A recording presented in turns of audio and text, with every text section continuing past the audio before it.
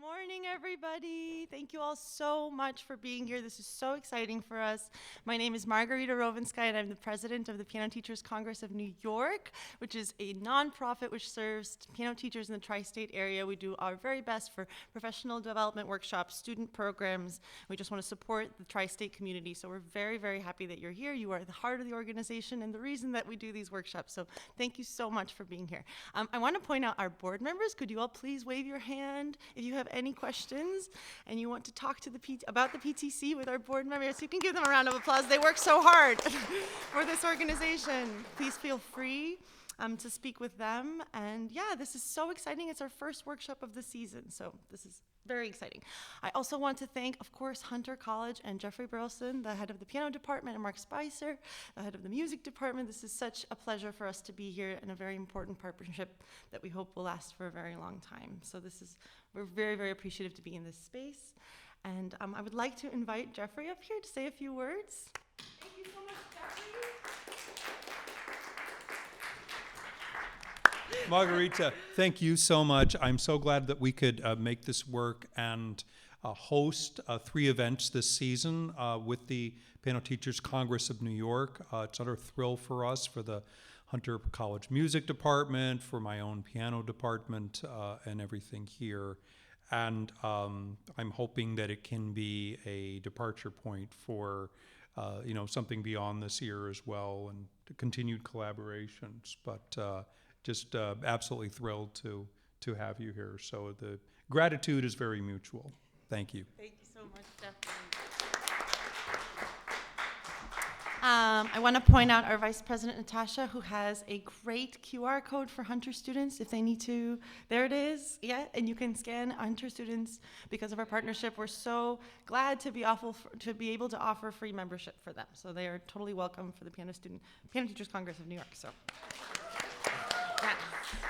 Okay, and without further ado, we have such an exciting guest today. Thank you so much, Melvin, for being here, and your DMA student, Po-Wei. So thank you very much. I would like to introduce Melvin. Melvin is a native of Tennessee. He has received acclaim for solo and chamber performances throughout the United States, Canada, and Asia. Melvin's performances have been featured on radio and television stations around the world, including KBS television and radio in Korea, NHK television in Japan, and NPR in the United States.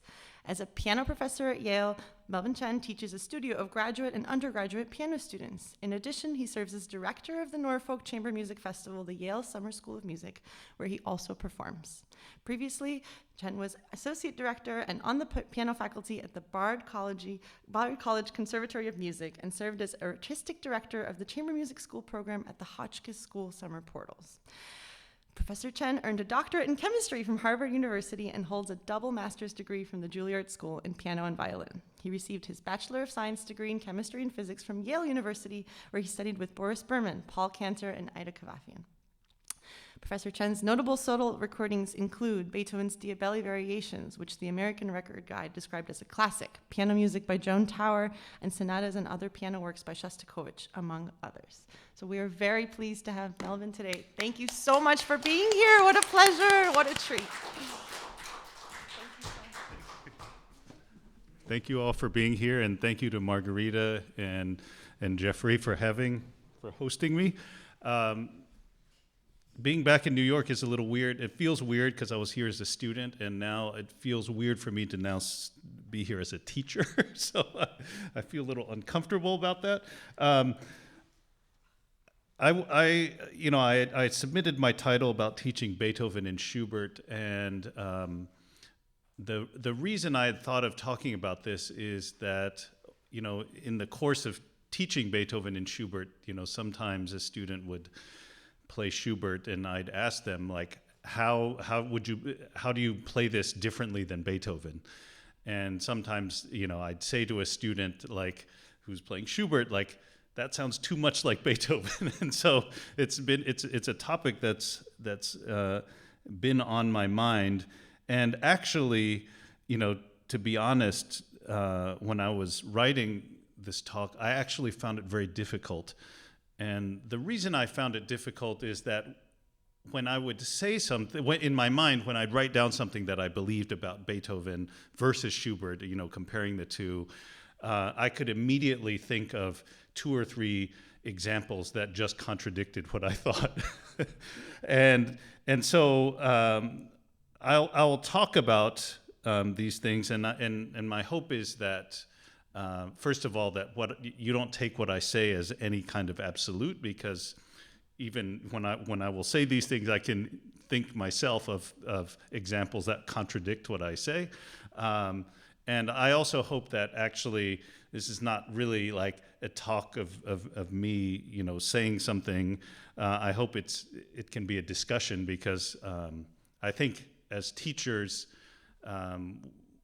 what we are as teachers is actually being eternal students, right? So I think all of us as teachers, and that's part of why you're here, and part of why I like kind of exploring these things myself, is that we want to learn more, and the process of being teachers is always learning.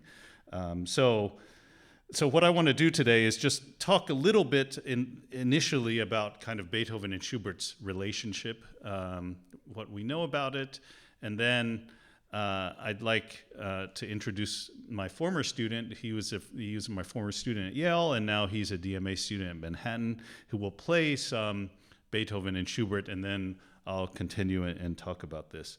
So let's see, how do I... Okay, there we wait. Okay. So just as an introduction, everyone knows Beethoven and Schubert. Beethoven was born in 1770, but lived in Vienna after 1792, and he had obviously a big reputation as a composer and a pianist, and was apparently an incredible improviser. Schubert also lived in Vienna. He was born in 1797, so you notice that Schubert was born some 27 years later than Beethoven. He was educated at the Stadtkonvikt, which is a kind of prestigious boarding school, and that's where at a young age he was first introduced to music by, the great classical composers like Mozart, and that's where he heard Beethoven for the first time. So if you look at it, I mean, I talk mainly about Schubert in this case because Beethoven was kind of a larger than life figure in his mind.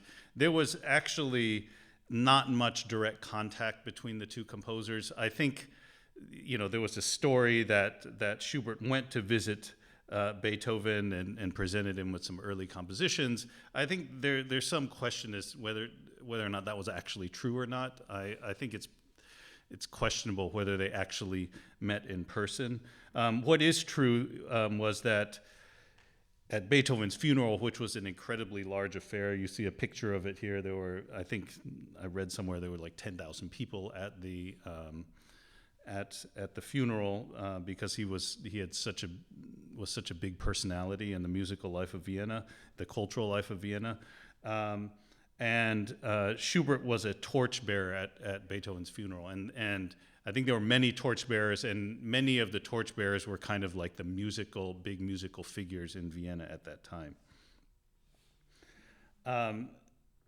So Schubert always, he did not live long. He wrote a ton of music, but he didn't live long.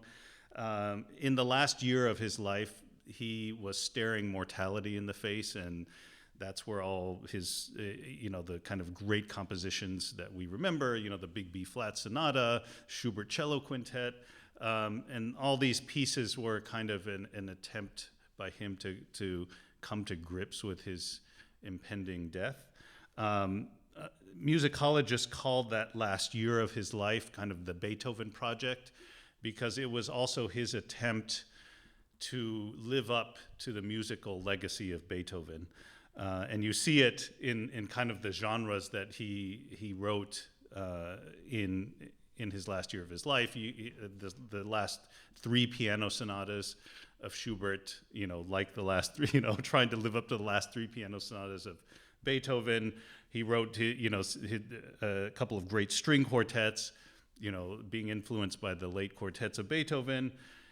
We have his 9th symphony, which also, is an attempt to kind of live up to Beethoven's symphonic legacy. And so there was really a conscious effort by Schubert in the last year of his life to kind of strive to create a musical legacy that he thought might be worthy of standing next to Beethoven.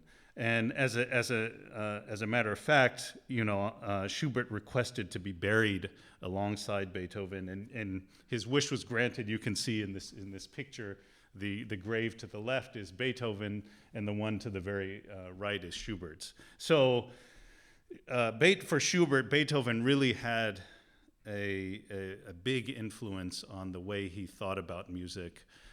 What he was striving for in terms of leaving a musical legacy that he thought might be comparable to Beethoven.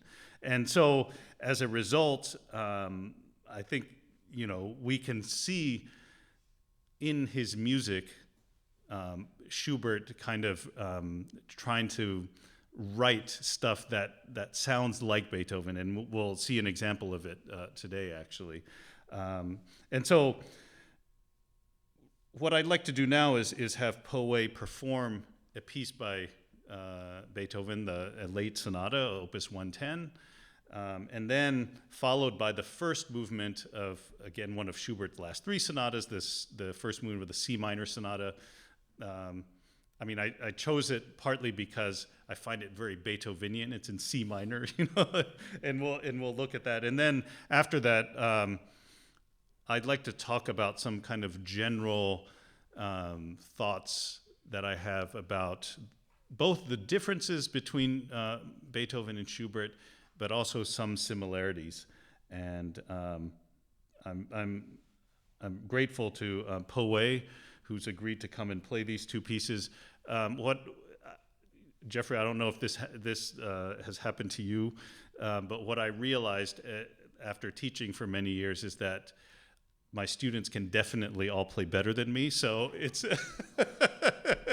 it's a humbling experience. But I'm happy to call on Po-Wei, who's now studying in the city.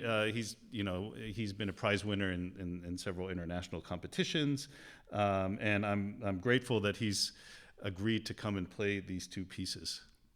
So thank you.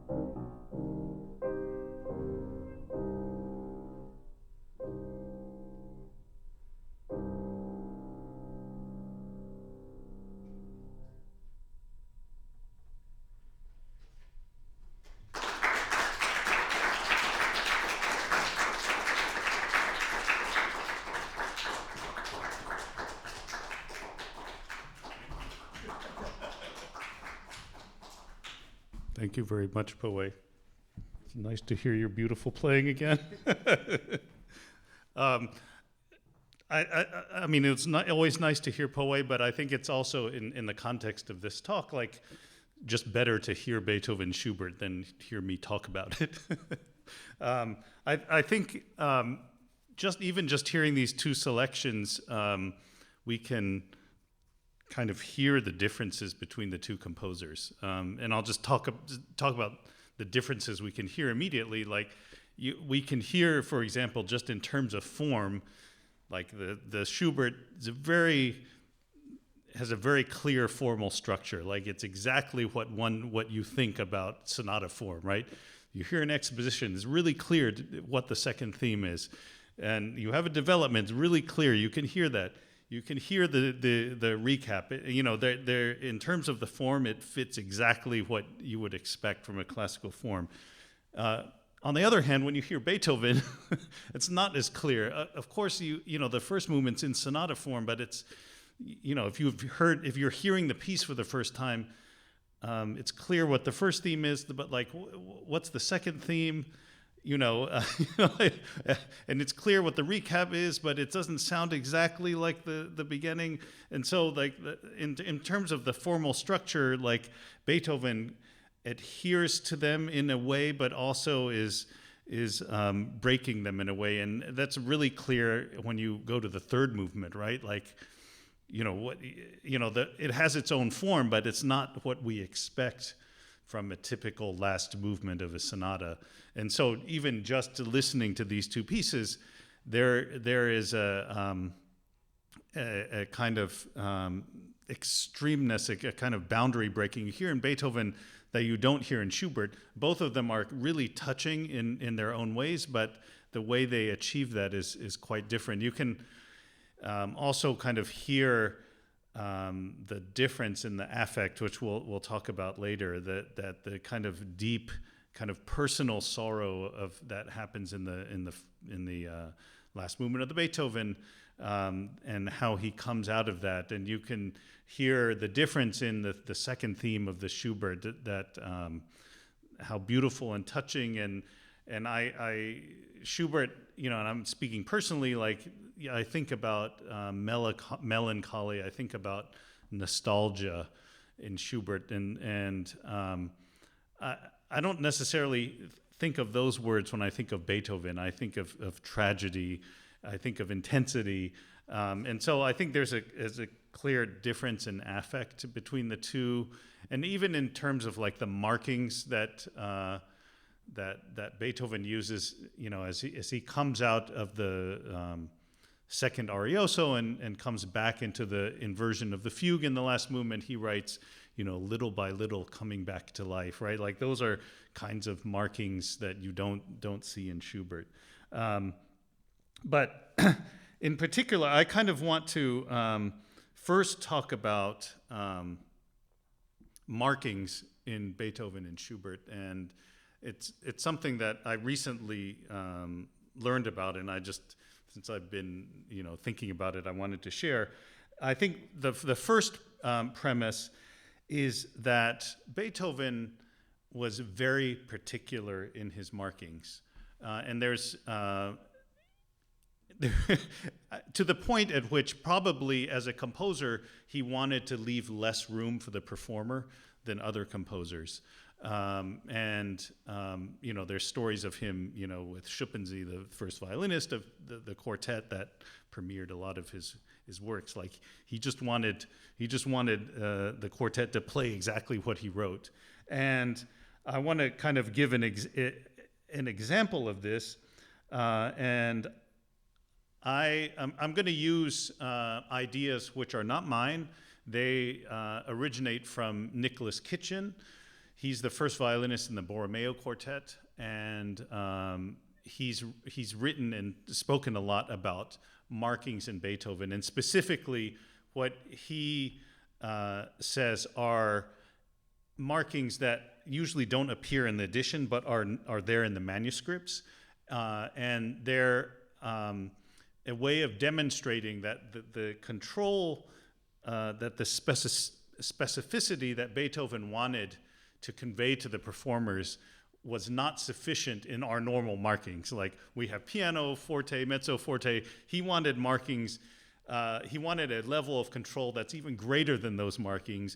And what Nick Kitchen does is show that Beethoven has in his own markings in the manuscripts additional specifications that give him in his mind a level of control of what he wanted the performer to do that is unfortunately not represented in the printed edition. I'll give you a few examples of this, and this comes from Nicholas Kitchen. You can decide whether they're convincing or not. I myself happen to find them pretty convincing. So the first thing I want to talk about is that Beethoven has notated in his manuscripts different kinds of hairpins. And specifically, he has hairpins that are connected and hairpins that are disconnected. So I circled them in red. So you see this, you see the connected type, and he's very specific about, and I'll show you many examples of that, of where he wants them connected and other hairpins where they're disconnected. So you see, for example, this is from the manuscript of Opus 132. There is an example of these kind of diamond swells and ones that are disconnected. And later I'll show you some from Opus 110. And this is another example from, this is a piano sonata, Opus 79, second movement. You can see, for example, in the top where he has disconnected hairpins, and in the bottom here, is the lid blocking that? Oh, you can see it? You can see he has a different kind of hairpin, right? Where they're connected. I think first you notice these things, right? And then I think it's up to, I don't think there's a clear, we don't know what Beethoven was thinking, right? When he wrote the two different types of hairpins. I think that each of us need to kind of personally decide what that means for us. One possibility is that when he writes these disconnected hairpins, that we should hear kind of a clear ascent and then a clear descent. Whereas with the connected hairpins, maybe they should be more of like a single gesture, for example. I don't think there's a right answer. We don't know exactly what Beethoven is thinking, but the thing we do know that what Beethoven is thinking, if you believe these things, is that there should be a difference in how we perform kind of these disconnected hairpins versus how we perform these connected hairpins. So that's one example of a marking where Beethoven thought the traditional markings weren't good enough, so he kind of used his own. Here's an example of that in the third movement of 110, the manuscript. Okay, wait, I put these out of order, but what you can see there is you see the example of a connected hairpin, right, in the bottom right. We're going to talk about the pianissimos later. I put them in the wrong order. So the second example is his notation of dynamics. there's an argument that Beethoven was not satisfied with the normal gradations we have, like pianissimo, piano, mezzo, forte, forte, but he wanted additional gradations. And I think the additional gradations, Kitchen argues this, that are not only just in volume, but also in intensity, emotional expression. He wanted a way to indicate not only volume, but also kind of emotion and intensity. So if you, Kitchen points out that if you notice, he will sometimes write pianissimos, for example, pianissimo just alone, that in some parts. Sometimes he'll write pianissimo with one underline, and sometimes he'll write pianissimo with two underlines. And he does this same gradation of forte dynamics. Sometimes he'll just write F, sometimes he'll write F-O or F-O-R, or sometimes the whole word, forte. And again, I think how we interpret it is going to be up to us. But I think what's clear is that he did this systematically, right? And then we have to decide how we interpret that. Kitchen argues that there are different kind of levels of volume and intensity depending on whether he, for example, writes one underline under the pianissimo or two underlines similarly. Here, let me give you some examples. In the manuscript of the Waldstein Sonata, you see the first pianissimo. It's two underlines, right? So Kitchen might say that that has a particular kind of intensity in pianissimo. And he does the same thing on the second line when it repeats again. Another example from Opus 111. You see clearly the pianissimo with the two underlines. And as an example, at the end of the second movement, right at the end, where he writes out the word, not just F, but he writes forte there. So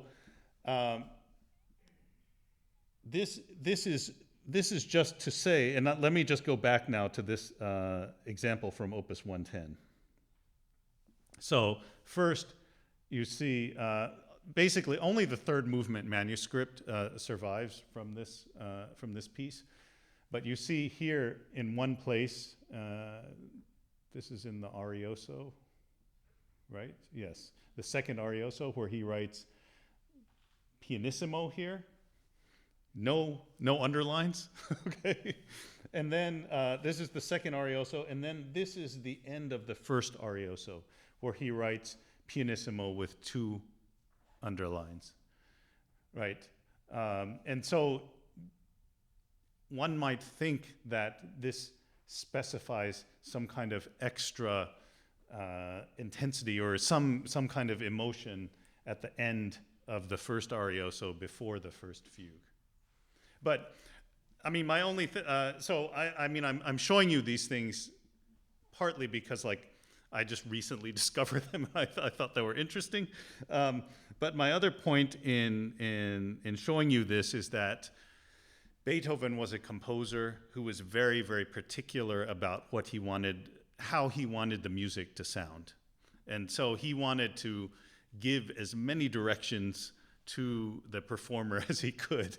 And these are markings that when you go to the Henley or whatever, the printed edition, you don't see any of this, right? Because nobody thought this was important. And so you have to go back to the manuscript to see if he actually did this stuff, because in the editions it just says pianissimo or forte or whatever, you know.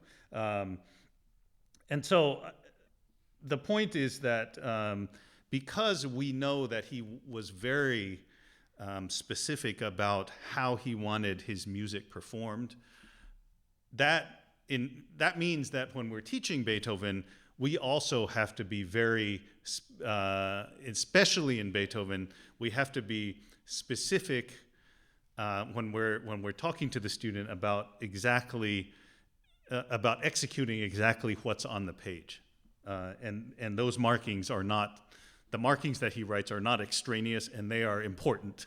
And that's not the case with all composers, but for Beethoven, it's particularly important.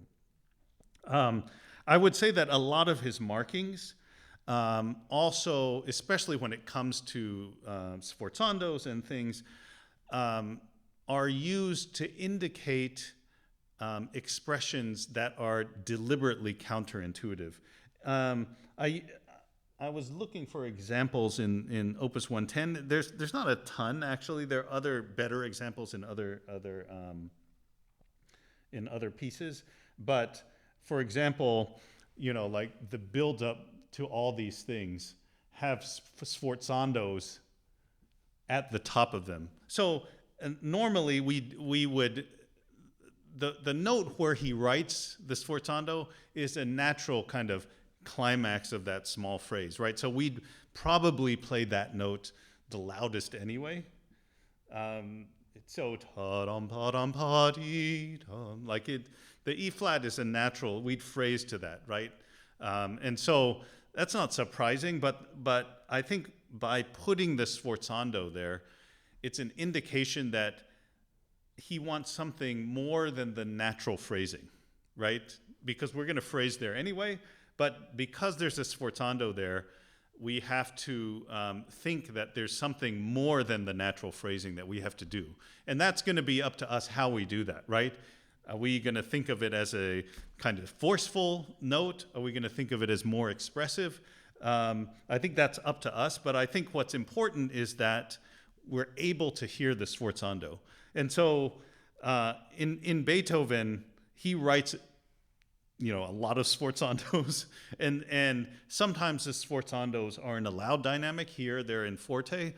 There's also many times where there's sforzandos in piano.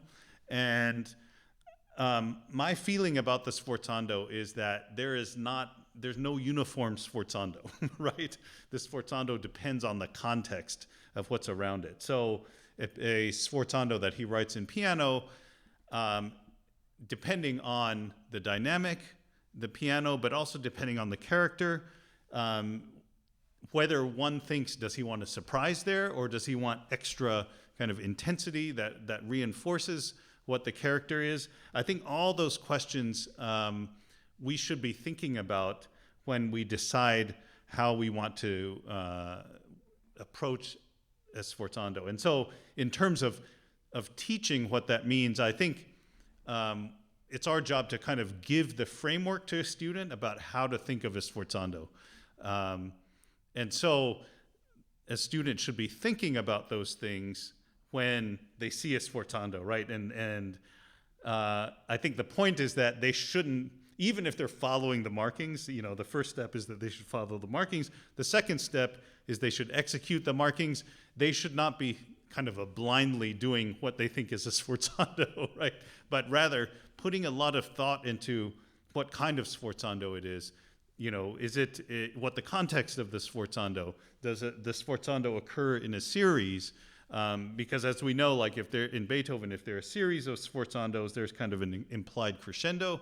And so I think part of our job in teaching these markings is to give the student a framework by which they can think about how to execute the marking and why they're executing the markings, right? Because I think, of course, we all want our students to follow the markings, but I do think what we don't want the students to do is just follow the markings blindly, because the markings are an indication of kind of the underlying emotion and character of the music. And I think our job is to help the students discover that. That's the important thing, right? And the markings are simply a guide of how we can think about how that happens.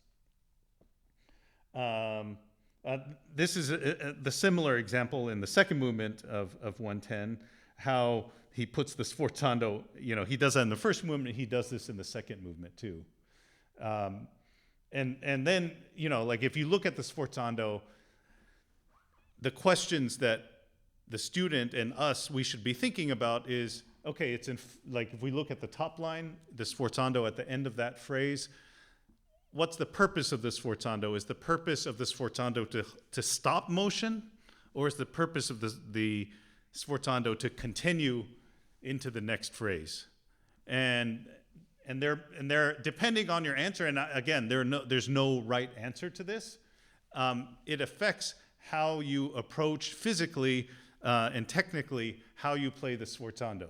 For example, if you think the sforzando is a kind of stop there, then you'd play with an articulation that's a little heavier. If you think the sforzando is designed to propel you into the next thing, that gives you a certain way of approaching physically and technically how you play that chord. So those kinds of issues in Beethoven markings, I think, are very important. The one thing I want to say about Schubert markings is that I think that Schubert was a much less precise about his markings. I think there are examples, I can't think of one offhand, but like there's where he'll write a different marking in the recap versus exposition, and we basically know that he just meant the same thing. He just forgot some things, you know. The fact that he was much less precise about his markings has led to some ambiguity in the markings in the manuscript and how they're interpreted by publishers. And this, I'm sure you've heard, is this question of, you know, when he writes accents versus diminuendo. And I think it's we'll see some examples of this. I think it's pretty hard to tell what he meant, if he meant accent or diminuendo, and because we know that, we can then make our own interpretation based, again, on the context of the music and the character, whether we think we should have an accent or diminuendo. Let me give you an example from the manuscript. This is from the first impromptu. So if you look at the top, you see in the first bar there, you see an accent, or what I don't even call it an accent. You see a marking, right, on the last beat of that bar. Now I think it's a few lines later. You look at this, the bottom, and you look at that marking. Is that an accent or a diminuendo?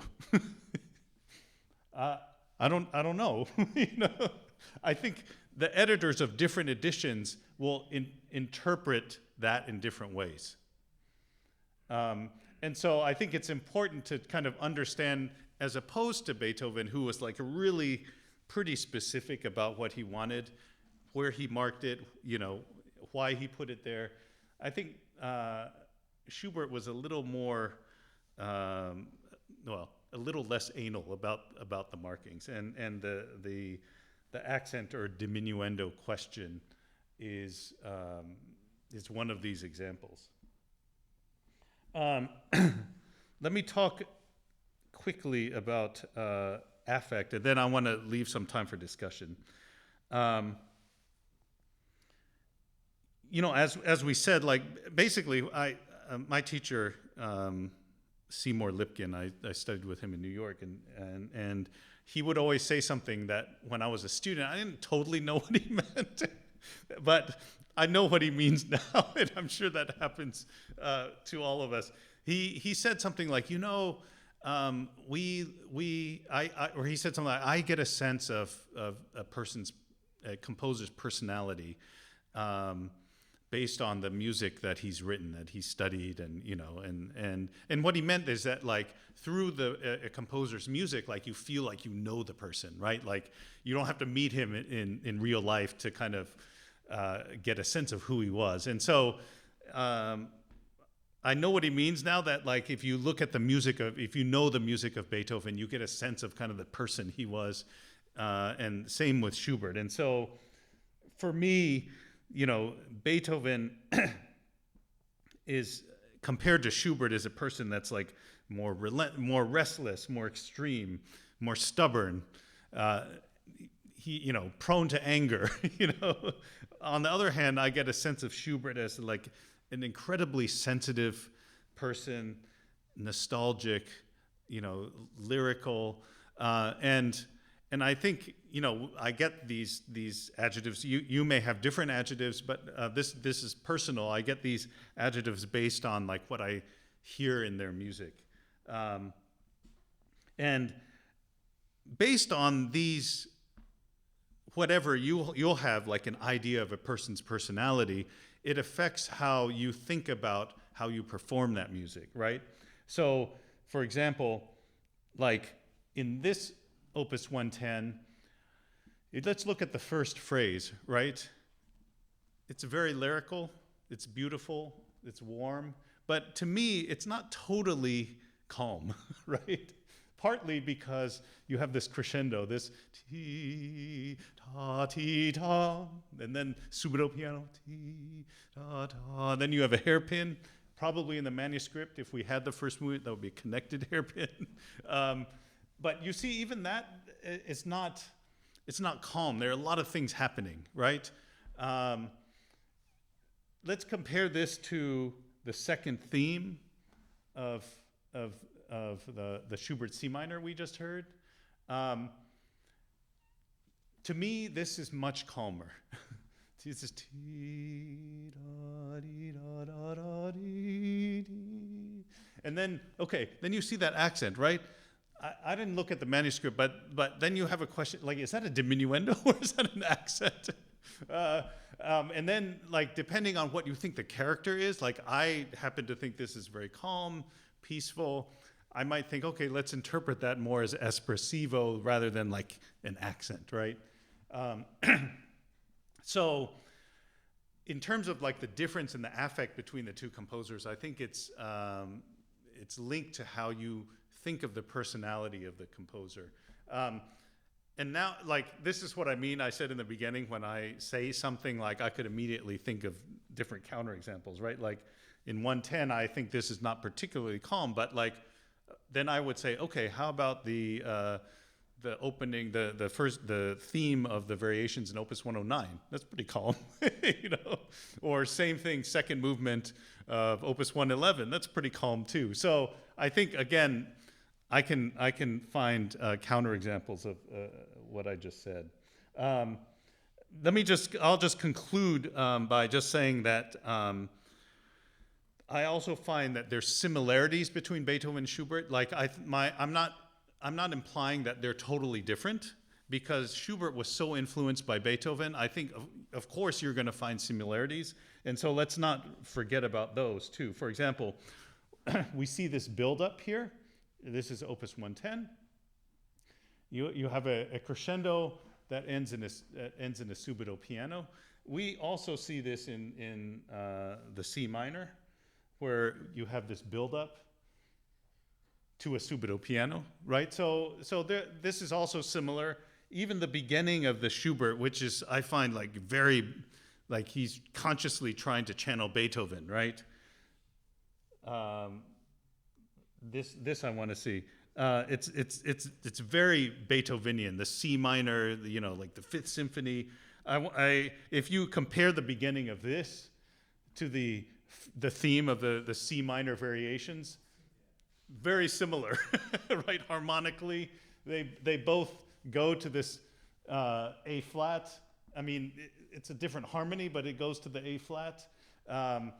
So I think you can't discount the fact that there's similarities, but there's also differences. So I think for me, the takeaway is I think it's important when we're teaching these two composers basically to look at their personalities, what they're trying to do, and how and teach the students how to think about it in their own way. Because, I mean, for me, the goal as a teacher is not to make the students sound like how I want them to sound, right? The goal is to help them develop their own voice and give them a framework for how to think about interpreting these pieces in a historically accurate manner, but also to give it their own voice in it. And so thank you again to Po-Wei for performing, and thanks for allowing me to present this to you. And I'd love to hear any questions or discussion about any of these topics. So thank you.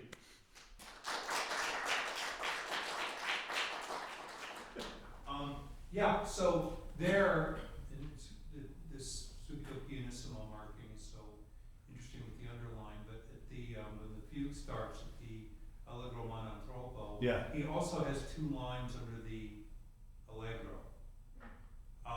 Oh, that's interesting. That is interesting, Yeah. but, and you think, well, maybe he means really Allegro, but then he's mitigating it. With monotropo, it's true. So, yeah, it's a, yeah, really, but not really too much. It seems like a Bronx middle of the road. Right. Like city marking, like moderato, monotropo. Really moderate. Yeah, so it's compelling, and I feel like you're telling us that we don't know the answer to it. Obviously, we don't. We are all interpreters, but that we need to consider and ask ourselves why he did that. You know, I almost imagine that in the I can't explain why there are 2 slashes under the Allegro monotrope. But do you have any thoughts? No, I had no. Thanks for pointing that out. I didn't notice that. I would say that I left out part of.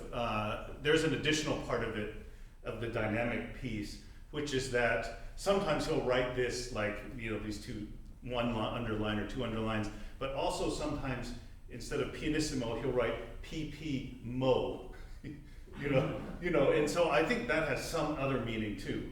Like, and it's clear that sometimes he'll write, fortissimo, he'll write fortissimo with an MO, right? So that's another piece that I didn't talk about, but this MO, this mo marking has also some significance. I mean, I shared this, there's a paper which if you're interested, I can send you actually, talking about all these things, and I shared it with my colleagues in the piano department, and one person said, this is great, this is totally fascinating, but like, can we, is it possible to actually reproduce this practically? Like the question, like, can you actually, is it going to make any difference in how you play?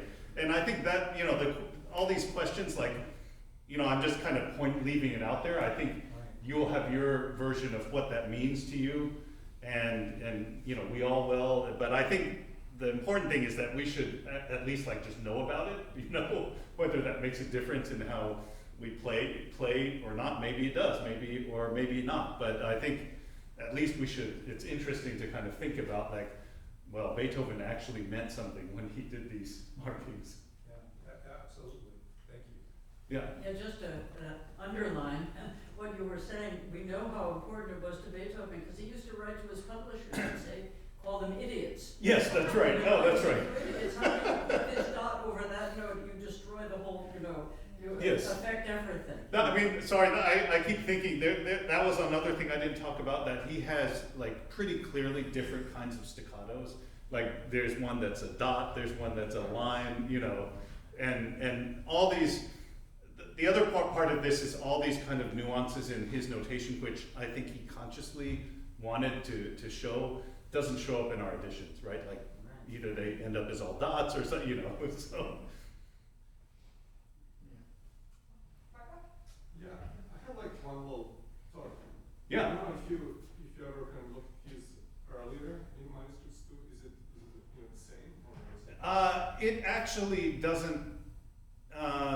It doesn't start until his middle period. I don't, and I haven't. I'm not the person that did the research, but if you see in this paper, there's not much in the middle period. I mean, in the early period, like these things you start to notice, like in the middle period. But I don't know whether. I'm thinking, because by quartets opus 1 and 32, I mean, he was pretty much that. That's right. I think my question would be like, is this a result of like, as there's some kind of response to his deafness? I mean, it's a good question. I don't know. Yeah. Well, just looking at what you had with the connected crescendos. Yeah. They had a sliding scale. Some were 3/4 this way. That's right. And then some were like level. So it Yeah. seems to me he's drawing an envelope like you would if you were, looking at, it's going to go loud to this point, and then you suddenly get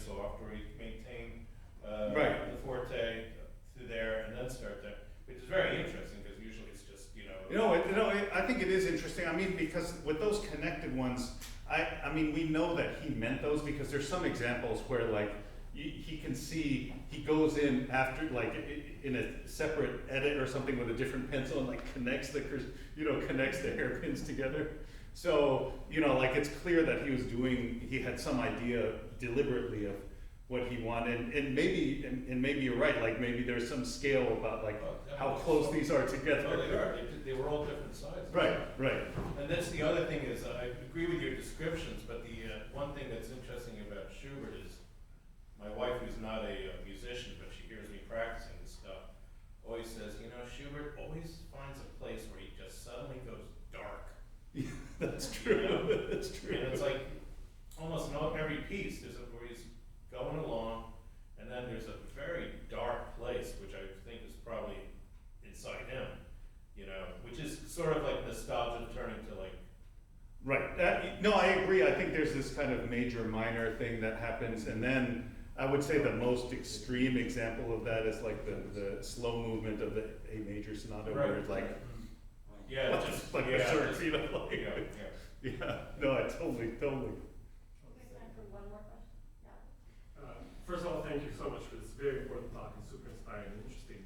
I have very little to add, but nothing really, but just more musings on this topic. Yeah, please. And what I thought, it's a very unfair comparison to compare Opus 110 and the Schubert C minor. I feel because of the age at which they wrote this. I feel like Schubert was still a young man. 30, 31 years old. What did Beethoven write by that time? He was maybe around Opus 30 or 31. Yeah. None of the big, really important pieces have been written yet. So Schubert is, I feel like, still experimenting and still keeping, sort of holding on to the form as something stable and reliable. He's trusting the form, and maybe it seems a little more conventional than Beethoven in some ways. So I think what's interesting, what's unconventional about Schubert, and for me, is the harmonic language. Absolutely. Schubert really Yes, goes absolutely. much more wild in sort of how he gets from point A to point B. That's what's more romantic about Schubert. Right. He's younger at the time that he writes this, but he is a later generation. He's sort of further along that harmonic. No, I agree. I mean, I was saying that he was conventional. Actually, it wasn't actually criticism. Because sometimes I think about this in terms, like if you look at Bach and Beethoven, right? Like Bach stayed within, like even if you look at, let's say, compare Goldberg variations and Diabelli variations, he stays within the really strict framework Bach does, but creates unbelievable stuff out of that, right? Even though he's staying in his lane, basically, right? And so I think Schubert's a kind of an example of that, right? And I think that you're right that he was, he was very young when he died, but the music he wrote at the end is like, I think you can't say that it's less good than late, like if you the Schubert cello quintet, like that's as great as late Beethoven quartet. I mean, my question about Schubert is like, how did you have time to write down all that music? And I was quick thought about those hairpins. I feel like the examples you showed, that's a revelation to me. The examples you showed, all the hairpins that were connected were within a measure, and the ones disconnected were between the bar lines. Maybe it's just a practical thing, but I also feel like maybe the connected ones are just sort of within a phrase that sort of wants to do a crescendo and then sort of gives up. Right. And the ones that are disconnected actually arrive at some sort of downbeat that is the final point. Yeah. And then they sort of, It's actually that's a good point. I mean, I'm happy to send you the paper, but in that paper there are examples of the connected ones over more than one bar. Okay. Yeah. I was also thinking like maybe it's just a practical thing, about like how you write it, if because of the bar line to be in the middle, it may look weird. Right. So that's why he disconnects them. But if there are connected ones over the measure. Yes, there are examples of that. Right. But I feel like a phrase can sort of run up and down and not actually have an arrival point, but sort of just sort of try and then give up. That seems to be more organic. But I think like what you're talking about is exactly what we need to be discussing, right? Like have an idea about what. But no. I mean, it's a good idea, but we should be thinking about like what's the difference? Like what does it mean that when he writes a disconnected versus a connected? But I didn't even know they existed until recently. So Thank you for this. No, thank you. We need to wrap up. I want to say thank you so much to Melvin.